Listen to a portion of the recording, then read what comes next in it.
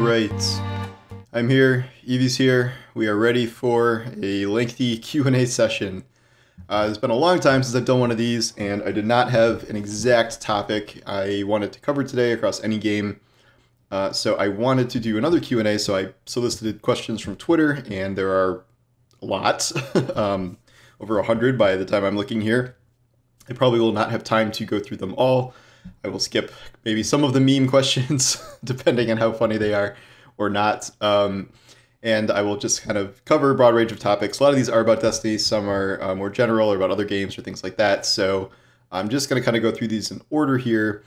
And you have to remember to have everyone's name so they get credit for their question. So I don't know how Twitter is ordering these, but I'm just going to go in the way they're presented here. Benjamin Peacock asks, doesn't Loki just feel like a high budget Legends of Tomorrow to you? I never really made that connection. I've heard some people comparing it to Doctor Who, which I guess it would also be a high budget version of Doctor Who. I think it has elements of those shows, but like those are really good shows for the most part. I mean, you can pick your favorite Doctor Who or Legends season, I guess, but generally speaking, those are kind of shows that you would want to emulate in terms of their kind of time travel, foreign world alien nonsense. Like, I think that's kind of a good thing. So if you want to make that comparison, sure, but I don't feel like that's a bad thing. If you could choose one system in the game to overhaul in Witch Queen, what would it be and why? Oh man, that's a good one. That's what I probably should have thought about before reading it. I've not actually looked at pretty much any of these right now. But I think we need to do something with the power grind to a certain extent. Like, the current system we have of now we're just in the Pinnacle 10 power grind a season, and then artifact power, which disappears at the end of every season, is kind of the main source of progression. But also power simultaneously doesn't really mean that much anymore. When you're kind of leveling up for power, Grandmaster has a contest mode on, so you can only get to a certain point where that even helps you, and artifact power is just straight up disabled in things like Trials or Iron Banner, so there's no real point to it there.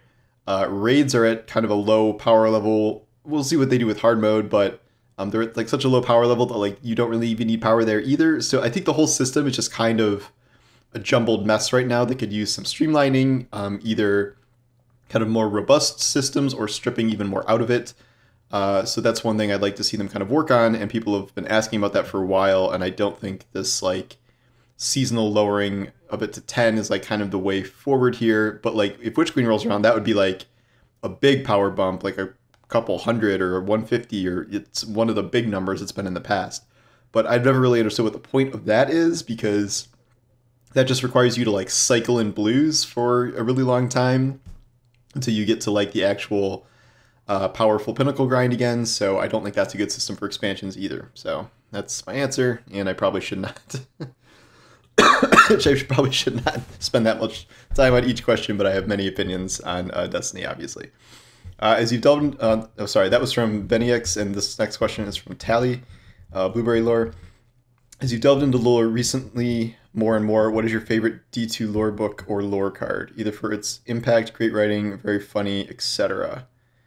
That's a good question. So one thing I'll say kind of generally is that I have liked the more recent writing of maybe the last 2 years over some of the writing from a longer time ago. Stuff like the Book of Sorrow, like, way back in the day, or the Maracena. Like, it's good. It's just so kind of abstract and like high concept sci-fi stuff that it's almost like over my head, to a point where it's like, you have to really, really, like, those are the kinds of things you absolutely must like watch a Bife video for, which is great. I love Bife. But in terms of like actual storytelling, I think you need to have things that are more accessible and kind of down to earth. I don't know if I can pick a favorite book off the top of my head. Like, I have been fascinated just by pretty much all the lore this entire season. Like, obviously the one that sticks out to me the most recently is the one that was told from the perspective of Savathun walking through the city. That was pretty excellent. There was a really powerful one was this season. I forget what weapon it's on. It might be the Crucible Ritual, not Ritual, one of the playlist weapons on the Crucible, where it's a conversation between Mithrax and Shax, I think, where they're kind of talking about the old fallen first contact war of the six fronts kind of thing, where they've like both killed a lot of people of the other species, sometimes innocents, and that was a really powerful scene. So that's one that recently sticks out to me. In terms of full books, I'd probably have to do more research. I like the Presage one. That was really good, I thought. A tale of unspooling madness and stuff. Furcado asks, are you a fan of sports? If so, do you follow any on a regular basis? No. People always ask me how I have time to do everything I do, like get into all these looters, watch all these shows, write all these articles, film all these videos, write books. It's a lot. And I'm married and I have a dog. And yep, talking about you. Yeah, you can see your ears. One of the things I do not have as a part of my life is sports. I don't have anything against sports, but my dad really tried to get me into sports growing up. He's a big Detroit sports fan. In college, I had row AA tickets to U of M football games, and I went, which was fine. But I've never really been that into sports. I only really go as a social thing, like the Super Bowl parties and things like that. It requires so much time and mental energy to be into sports that I just don't really have that to spare. At a fundamental level, not that much of it interests me. It's you say you're into baseball. It's 3-hour games multiple times a week. Got to keep learn all the players, keep track of this, all these teams and all the, it's too much for me. Compared to I would rather devote that time to watching more shows or playing more games or watching more movies or reading more books or things like that. And to me personally, I don't begrudge anyone who's into sports, and I think it is a very good way to connect in a community in a way that I've kind of not been able to because I'm not into sports. I can't tell you how many situations I've been into. So we're a bunch of dudes that be like, "What's your team?" And I'm like, "Warlock," because I just don't. I'm not into it. One exception recently is my buddy made me watch F1 Drive to Survive, the Netflix F1 show, and I actually got really into F1 after that. I haven't watched every race, but I watched a couple of the races live this season. So that's as getting into sports as I get at this point. And I know all the drivers' names because there's only 20 drivers. That's why I like F1. It's easy to keep track of. Let's see. Reaper says, what is your messing around build in Destiny? Some you pull out and override when you don't have any objectives to finish. What are some of the weapons and stuff you use for fun?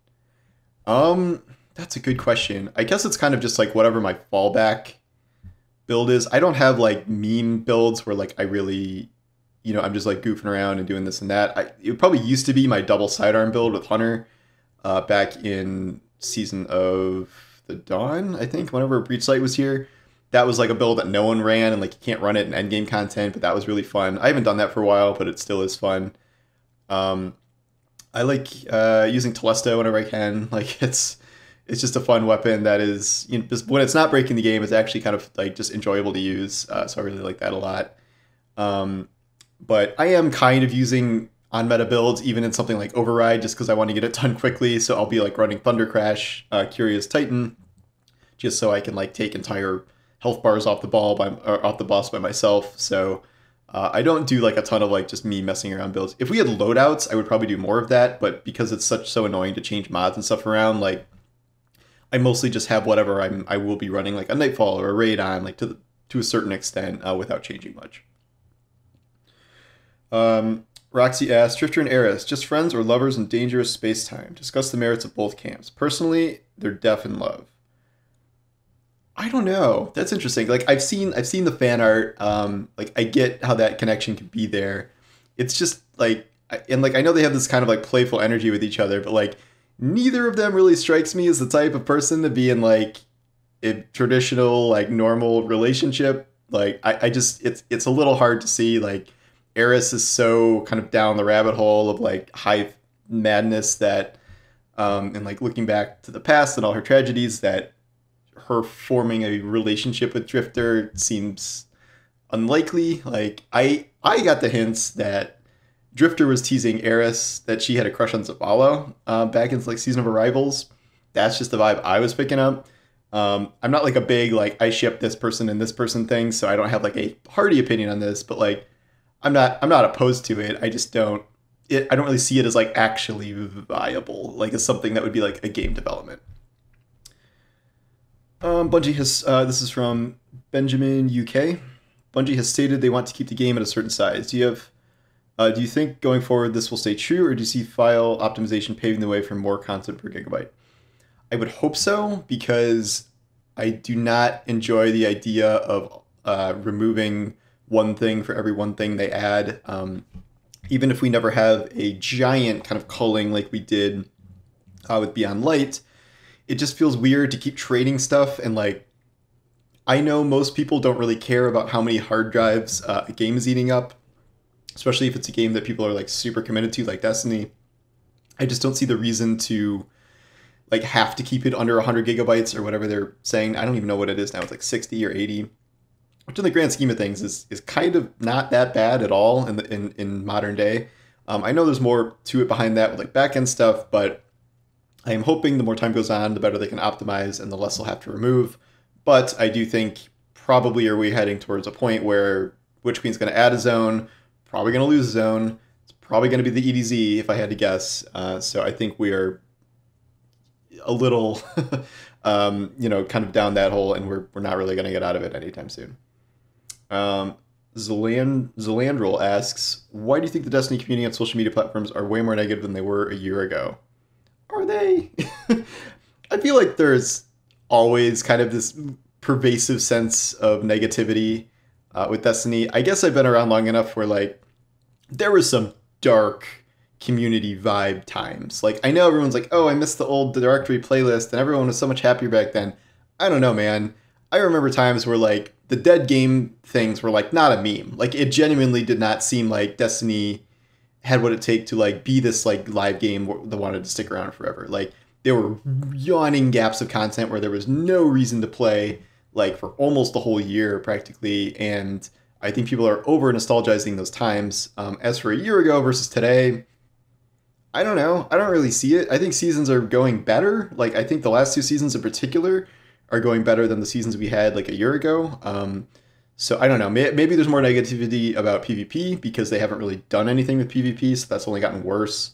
And like we're kind of just now coming out of the stasis drama, so things are picking up there a little bit. But I don't know. I don't see it as like being distinctly different than a year ago. Hakuna asks, how awesome would a season of the Catalyst be? Like if next season we just got a bunch of new catalysts for the remaining exotic weapons that drop from different sources, locations, malfeasance via Shattered Throne, Eyes of Tomorrow via DSC, etc., etc. I fundamentally am always about more catalysts. This is tied into a question I've been asked before, but it's like, I guess it could be like the season of only the catalysts, because then people would complain there's no content to do. It would just be farming for catalysts. It is hard for me to envision Bungie ever really picking up the pace and doing more than like 3 old catalysts a season. I think they normally do like 1 or maybe 2, like if that, just because it requires like a lot of testing to make sure. It depends what the catalyst is, but every time they do something like that, it would require a lot of testing. And then once it drops, like it's kind of done. Like that's like, it's not really like content. It's just something that a gun needs, but doesn't have, and once you get it, it's over. And so like in terms of like Bungie spending time on that versus like Bungie designing new exciting weapons, I think they are prioritizing new weapons more than that. And okay, Twan asks, as a freelance writer, are you contracted to Forbes? That's all I see you write for. Are you allowed to write for other publications? So I have the wrong definition of freelance. That's a good question. So technically I've been full-time freelance for Forbes for, it'll be 11 years this October. So yes, this whole time, technically I have been freelance. If you followed my old work, you will know that I did used to write for a bunch of other sites, and I still am allowed to write for other sites. Anyone who is in the contributor class Forbes can write for other places.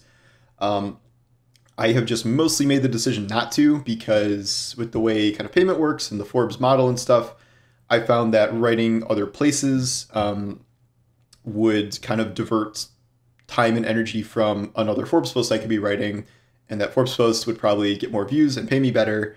So I kind of, I went from writing not that much at Forbes a week and spreading it across other sites to slowly kind of pruning everything until I'm writing 5 Forbes posts 7 days a week now. Lately, I have been trying to diversify a little bit by doing YouTube here, which is not directly connected to Forbes. I'm doing a couple videos for Forbes here and there, but this is my own channel. This is all me. I'm doing a newsletter that has subscribers now. So I'm trying to kind of expand beyond only Forbes, but in terms of actual writing, like I've only rarely done freelance stuff for other places. Like I did an IGN review a couple of years ago. Like, but if I'm doing stuff outside of it, it's usually stuff like podcasts. Like I was on Fireteam Chat obviously for a while. I've been a guest on a lot of podcasts and things like that, and that's just for fun. I'm not like doing that for money and things. But actually, IGN did say they had to pay me technically, or else I had to be like a contractor. I don't know what happened there. Do they owe me money? I think they owe me money, but so that's kind of how it works. Most people do not write as much as I do for Forbes. Like this is just kind of my like full-time freelance thing that I do for them. Bad Company asks, do you think the barrier for re-entry for players is too high nowadays? I know people who stopped playing for a bit and actually got excited to return only to find out they had 3 or 4 seasons worth of story content to complete and all their guns were sunset. Well, I think we made the judgment call at this point that sunsetting was a bad idea.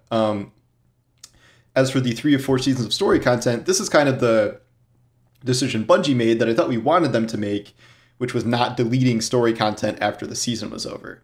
So I guess before people could come back, but they like if the content was good, which a lot of it has been, then people would have missed that and never been able to play it. So I don't think that's a good idea.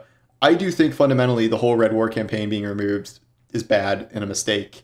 And I do not think the new Shahan Cosmodrome intro stuff, like it does a better job of describing like the systems of the game than perhaps the Red War did. But like to not have a campaign story that free players can jump into and play through is bad. And the Shahan campaign is nothing remotely close to the Red War campaign. So I think it was a mistake to lose that, but that goes into the whole content vault thing again. Sierra asks, when you're choosing topics to write articles about, what criteria are there that you try to keep in mind? Length, depth, news saturation, etc. That's a good question too. It's kind of a combination. So the perfect storm is a game I am like genuinely interested in, a topic that is like kind of new and newsworthy, and then I can formulate into a headline that people are probably going to Google, because besides direct traffic, most of my traffic comes from Google. And then length, I don't do like crazy long pieces anymore because I write so much. So if it can be between 450 and 700 words usually, which is not super long, but like every so often I'll do like a hyper in-depth feature or review. But with kind of the amount of content I'm putting out, like I'd rather write short posts and like have them be better and like more timely and more accurate and things like that than spend 3 weeks working on a piece that gets half the views of something I can write in an hour does like on a daily basis. I know that's not like exactly how most people in the industry feel. And like, obviously I think there is a place for huge deep dive stuff and that's often very important work. But for me, when I'm mostly covering kind of breaking news items, those kind of remain shorter and I want them to be, I make exceptions for games that I personally like that are maybe not that newsworthy. Like, I'm the only one still covering the Marvel's Avengers game, essentially, and those get like no views, but I'm still writing about it because I'm genuinely interested in that saga. But other times, my interests align, like the Cyberpunk drama got a ton of views, and I am genuinely interested in how ridiculous that whole situation was. So it works out a lot of the time. Steve the one asks, on your videos, do you have points of discussion on your monitor while you're talking? Seems like it's mostly one take, which is awesome. Also, who do you use for editing? What do you use for editing? Love your video and articles. Great content. Thank you. Yes, so I don't write scripts. I don't really usually even have talking points on screen unless I really want to remember something specific. Usually I can just remember it anyway. I think scripted videos probably make for higher quality content. I know a lot of my Destiny buddies write scripts and stuff, and that's great, and their videos are much better than mine. They also take longer, and the only reason I'm kind of able to do YouTube at all and fit this into my writing schedule and everything else I do and make pretty much daily videos is because it's unscripted and I do not have to sit down and write like an 8,000 word script and then read it and then edit the whole thing. And like, so that is kind of the reason I do both unscripted and very lightly edited, if at all, sometimes. But it's also kind of what I need to be doing because YouTube is like not remotely my full-time job, and I am not at that point where I could make it my full-time job. So I'm hoping to get better at video editing over time. Oh, I use Adobe Premiere Rush, which is like the stripped down version of Premiere for dummies like me. And I think I bought it with like a bundle with Photoshop or something, but so that's what I use for video editing.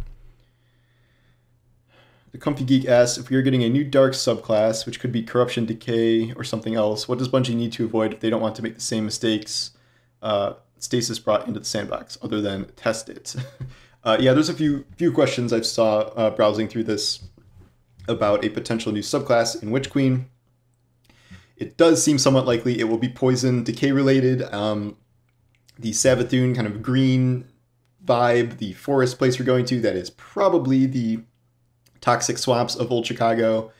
And we already have decay mechanics in the game with Thorn and Necrotic Grips. Like poison kind of already exists, so they would just need to expand on that. I do, like, Bungie said this, and I think it was the Firing Range podcast where they were talking about the sandbox, where like they think it would be hard to have the exact kind of same mistakes as Stasis come into a new subclass, because the core problem with Stasis, especially in PvP, was just shutting down of movement and hard CC through slowing and freezing.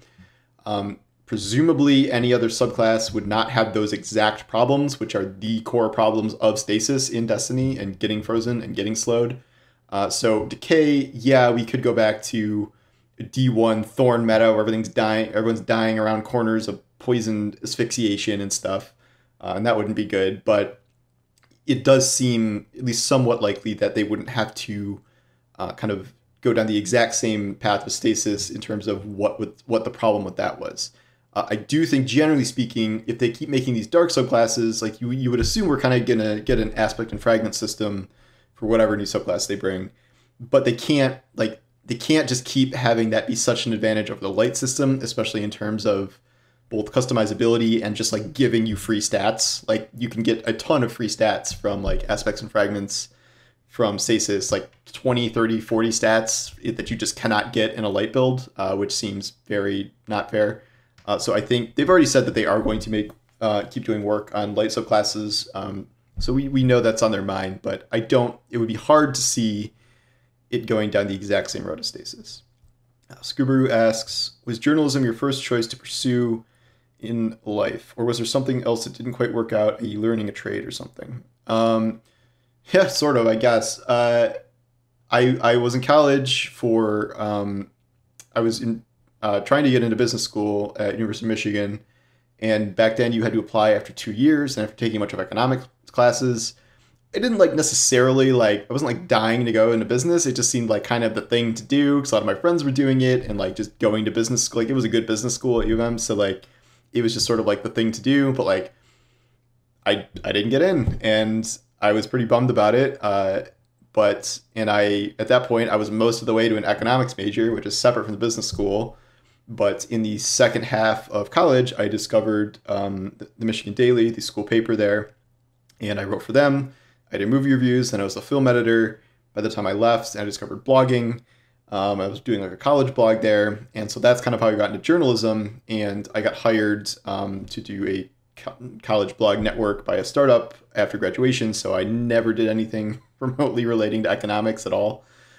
So no, I didn't really discover, I guess, journalism until later in life, and that was not my initial plan, but I feel like things rarely go according to plan. James Oliver asks, how has it been in the studio and other places as COVID is dying down? Has it sped IP development? Has nothing changed? Also, how is the new IP coming along? I think this person thinks I work at Bungie. That's what that question says to me. I don't work at Bungie. I am not a community manager or anything, despite what some people may think sometimes, tagging me on Twitter with DMG and Cosmo. I don't know. I don't think they're back in the office yet. I know Chris Barrett's working hard on the new IP. That's all I got for you. I have no secret information about that, or none that I'm willing to share. No, I actually don't know anything. So yeah, I don't work at Bungie. FYI. Okay. Lick early. I never know how to pronounce that. You're my most frequent commenter, and I still don't know how to pronounce that. What's typical workday like for you? Get up at 7. Take Evie out. Evie, what are you doing? Where's Evie? This is a typical workday for Evie. Take Evie out. Drink a protein shake for breakfast. Usually I don't like make breakfast. And then I'm probably starting work by like 7:15. I will either have ideas I came up with the previous day or sometime earlier in the week that I will work on, or I will look for news breaking in the morning or the previous night. And then as kind of the day goes on, I will look for stories. I publish pretty much everything I write before noon. I find anything after that tends to do more poorly and can be saved for the next day. There are exceptions when things are super urgent, or if it's like Destiny reset that doesn't happen till 1 p.m. And then I might write something about that later. And then the second half of the day is when I try and start to consume all the things I need to actually write about. So I will, that's when I start my Destiny game time. That's, when I play all the other games I have to play, when I catch up on the shows I'm covering, and pretty much every game I play or every show I'm covering turns into content at some point. And then a lot of this depends on my wife's schedule. Her schedule's all over the place, so she could be gone till 10 p.m. or she could be home all day. So that can kind of affect my workday too. I try and fit a workout in there around like right before lunch usually, and that's only pandemic development. I'm finally on like a normal workout track for like the first time in my life for almost a year now. And then I usually do a YouTube video sometime in the afternoon, probably before like 1 or 2. And then, yeah, that's my workday. And then like late night, I will probably start researching stories for the next day or start getting ideas. And then I write those down in a Gmail draft. So I keep track of my story ideas and then pick through those the next morning. And then the process starts all over again. And it never ends because I write 7 days a week. Satirical Sabretooth asks, are you working on any more books and how do you get them published? Yeah, so I have 5 books so far. The Earthborn Trilogy and Hero Killer 1 and 2. I am technically working on 2 new ones that are not related to either of those. I have a lot of chapters done on one, but I don't like it as much on a different one that I have less chapters into. But lately I am finding it hard to find time for book writing between how much I'm writing for Forbes and YouTube and all the stuff I'm doing now. So I have really slowed down my writing lately, which is a bummer, but I'm hoping to figure out how to get it back into my schedule and maybe pick up an entirely new story and kind of be more inspired, because it has been a while. I originally self-published my books, and then I partnered with the publisher to republish some of my old ones and publish my new ones. If I have a new book, I approach them and see if they want to publish it. And then they will. If they don't, I can either shop around to other publishers or I can just self-publish, and that way I can set my own prices and stuff like that. All right. Autobot Zap asks, what fandoms would you say you're a part of? Interesting. I always never know like what constitutes like being a normal fan of something or being like a fan of something. The only like true fandom I am probably a part of is Destiny, like making the memes, like doing art sometimes for it. Like I feel like that is the only one I am involved enough with to consider myself like in the fandom. Like for instance, like I love Hannibal. Hannibal is one of my favorite shows of all time. Am I in the Hannibal fandom? Like the Save Fannibal, Fannibal crowd? Like I don't know, probably not, like, because I'm not like that involved in that scene, and I'm just not with really that many other dedicated fandoms either. So it's kind of hard to say that. Like, I love a lot of Marvel stuff, but like, am I in the Marvel fandom? Like, I guess I don't really know the definition of what being in a fandom constitutes. I just know that the only thing that I would probably qualify for that is Destiny. Brigman asks, what non-looter shooter games do you play, often enjoy? Yeah, there are a lot of looters. past year or so, I have gotten into some games that are not loot based. I really enjoyed Hades, and what else? I tried to play Valhalla. That's almost like a live service looter at this point, though. Like with how much they added to it. Like any like huge major blockbuster release, I am probably going to play to a certain extent. Like The Last of Us Part 2. Like very controversial. I loved it. I thought it was amazing. Before that, God of War. I just finished Ratchet and Clank. I'm listing all Sony exclusives, but they are very good. And as much as I rag on Sony now, boy, they make a lot of good games. So I can't dispute that. In terms of like more general stuff, I used to play some Warzone here and there. I play Fortnite as much as I need to keep up with what's currently going on in Fortnite, which is to say not a ton.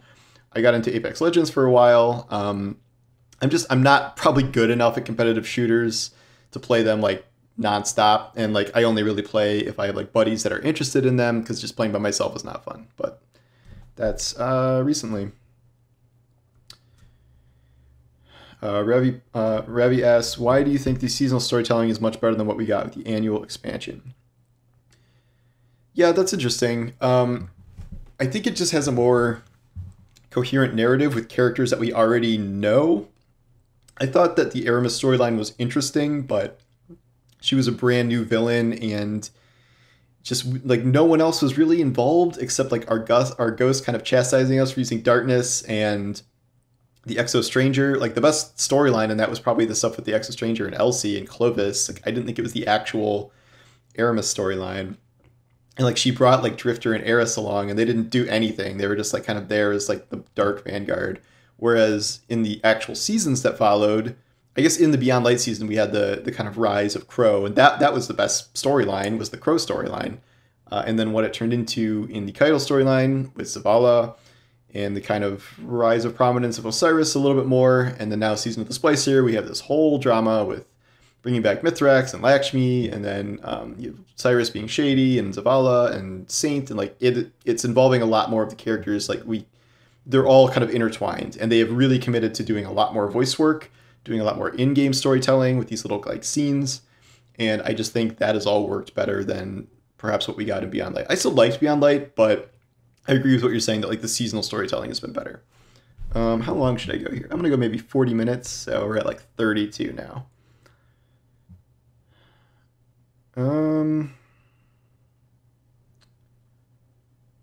Oh, Rick asks, what are your thoughts on the delay of the Abandon app for over a month? So this is that game that by Blue Box that everyone thought was a secret Hideo Kojima game.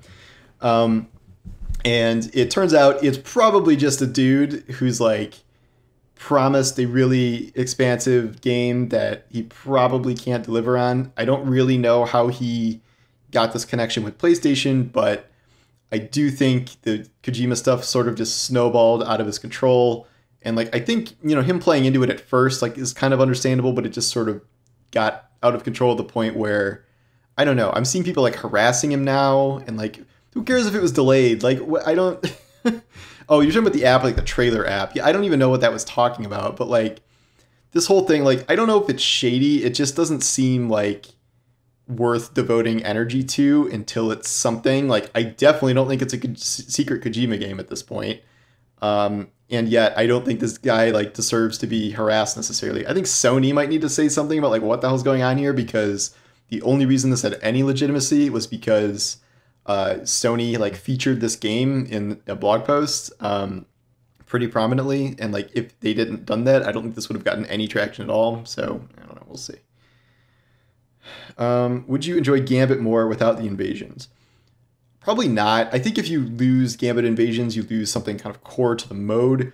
I think they need to make changes to invasions with heavy ammo and like snowballing, where like I saw people complaining about this recently, but like this has been true forever, where like the other team will have summoned a primeval and you're still trying to get modes, and they're still sending people to invade you. It's like kicking teams when they're down, and even with like invasion used to be even worse, but like it's still annoying in a certain amount of ways. But I don't know. I think taking invasion out of it completely would make it lose something. What's your favorite shader and why is it watermelon? It is not watermelon. Sorry, I'm not naming anyone anymore. That was Jedi. And then this is Lord Tachanka. What is your favorite shader? Why is it watermelon? My actual favorite shader is probably Skelligal. Shadow Guild is also a great one for weapons. I really like the pair of Bloody Tooth and Warbrick. Those are both excellent. The refurbished Black Armory shader is really good. I don't know. There's a lot. I probably have to look. A lot of the new ones they introduced this season and the pay-to-win shaders from Vault of Glass are actually really good. I've been using those a lot. I regret nothing, but it does kind of suck that those were at Eververse. With looter shooters struggling to make the same impact as Borderlands, Destiny, and Warframe did years ago, do you think we will ever see another one to reach the same level of popularity? I think live service and looter fatigue will probably prevent this. You're probably right. I mean, these things kind of come in waves where, like, maybe in the future there will be some kind of return to this, or like, because like the concepts of like live games, loot, and leveling and shooting like are not going away. I think what's going away is like necessarily like full out designing these games to be like long-term MMOs. Like we have a 4-year content roadmap ahead. Like I think you're going to see less of that and more things like Outriders where like, yeah, we want to be a looter shooter, but like we're not going to promise you anything except the initial game. And like if you like it, maybe we'll keep doing stuff. But too many games have been burned by these kind of long, super publicly announced roadmaps that they can not hit, because like the only one that ever hits them is Destiny, essentially. I don't know enough about Warframe, but that's another question somebody asked is, why aren't you into Warframe? I did try Warframe for a little while. It just, similar to the problems I'm sure people have with Destiny, it just seemed a little too obtuse as a new player. So I was like reading through all these guides and like I got, maybe, I don't know, 10 or 15 hours into it. And it was fun, but it also felt like more repetitive, I guess, than other games in terms of how combat felt and how the levels felt. And it seemed clear it would take a lot of time to kind of catch back up. And I just had too many other games to kind of devote a separate track of my life to that.